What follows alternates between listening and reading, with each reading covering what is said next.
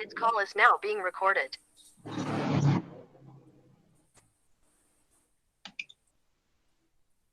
Assalamualaikum warahmatullahi wabarakatuh. Kami dari kelompok 7 akan mempresentasikan hasil diskusi kami mengenai gaya penemuan konvergen.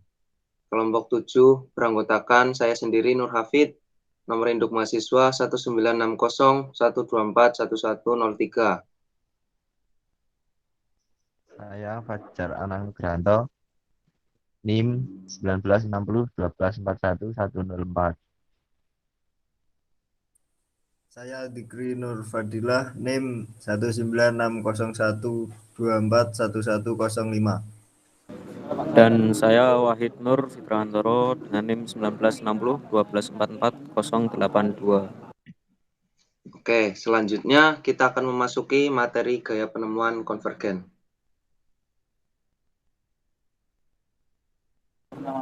Yang pertama ada definisi gaya penemuan konvergen. Definisinya adalah gaya penemuan konvergen merupakan gaya yang mengembangkan kapasitas kognitif untuk secara individu menemukan satu tanggapan yang diantisipasi dan ditentukan sebelumnya untuk stimulus baru dan asing, dengan menghubungkan informasi yang diketahui untuk menghasilkan tanggapan yang tidak diketahui tetapi bisa diantisipasi. Pada gaya ini, guru memilih materi pelajaran baru dan asing yang mengundang peserta didik untuk menerapkan keterampilan penalaran mereka untuk mengajukan pertanyaan yang secara logis dan berurutan mengarah pada penemuan satu tanggapan diantisipasi dengan benar. Kedua ada tujuannya. Tujuan gaya konvergen yaitu yang pertama ada untuk mengaktifkan logika, penalaran, dan urutan keterampilan pemecahan masalah. Yang kedua, untuk membangun urutan tertentu dan mencari operasi kognitif yang menghasilkan hierarki sementara yang akan memecahkan masalah. Yang ketiga, untuk mengalami kegembiraan kognitif dan emosional yang menyertai pengalaman mereka. Dan yang terakhir, untuk terlibat dalam penemuan konvergen dan produksi satu tanggapan yang benar. Yang ketiga ada ciri dan karakteristik model pembelajaran gaya penemuan konvergen.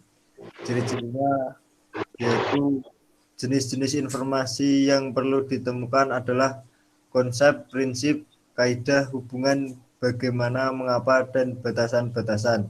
Yang kedua ada topik tidak boleh diketahui oleh siswa sebelumnya. Kalau tidak, maka siswa tidak akan memperoleh penemuan. Model pembelajaran gaya konvergen terpimpin menempatkan guru sebagai fasilitator. Guru membimbing siswa di mana ia diperlukan. Dalam model ini, siswa didorong untuk berpikir sendiri, menganalisis sendiri sehingga dapat menemukan prinsip umum berdasarkan bahan atau data yang telah disediakan guru. Jadi pada model ini pembelajaran menggunakan teori konstruktivisme di mana siswa sangat berperan aktif dalam pembelajaran dan fungsi guru lebih ke fasilitator. Selanjutnya ada fase-fase gaya penemuan konvergen. Maaf, salah ketik. Pada fase yang pertama ada fase pendahuluan. Pada fase ini, guru berusaha menarik perhatian siswa dan menentukan fokus pembelajaran. Kemudian fase yang kedua, fase terbuka, di mana guru memberikan contoh dan meminta siswa untuk mengamati dan membandingkan contoh-contoh. Selanjutnya memasuki fase konvergen. Guru menanyakan pertanyaan-pertanyaan lebih spesifik yang dirancang untuk membimbing siswa dalam mencapai pemahaman konsep atau gagasan. Kemudian fase yang terakhir ada fase penutup, di mana guru membimbing siswa memahami definisi suatu konsep atau pernyataan generalisasi, dan siswa menerapkan pemahaman mereka ke dalam konteks baru.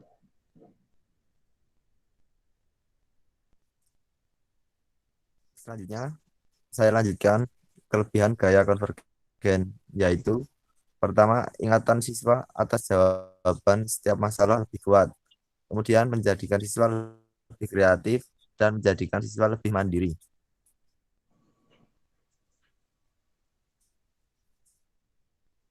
Kekurangan gaya konvergen. 1. Membutuhkan waktu yang banyak. 2. Kadang siswa menjawab asal-asalan. 3. Guru harus benar-benar sabar ketika dalam model ini. Siswa harus menemukan jawaban dengan pemikirannya sendiri dengan petunjuk-petunjuk yang telah diberikan. Oke, demikian presentasi dari kelompok 7 mengenai materi gaya penemuan konvergen. Kesimpulan yang dapat diambil pada model pembelajaran penemuan konvergen atau terpimpin adalah model pembelajaran yang dilakukan melalui rangkaian pertanyaan-pertanyaan yang menghasilkan serangkaian jawaban yang mengarah kepada penemuan konsep-konsep, prinsip-prinsip, atau gagasan-gagasan dari siswa.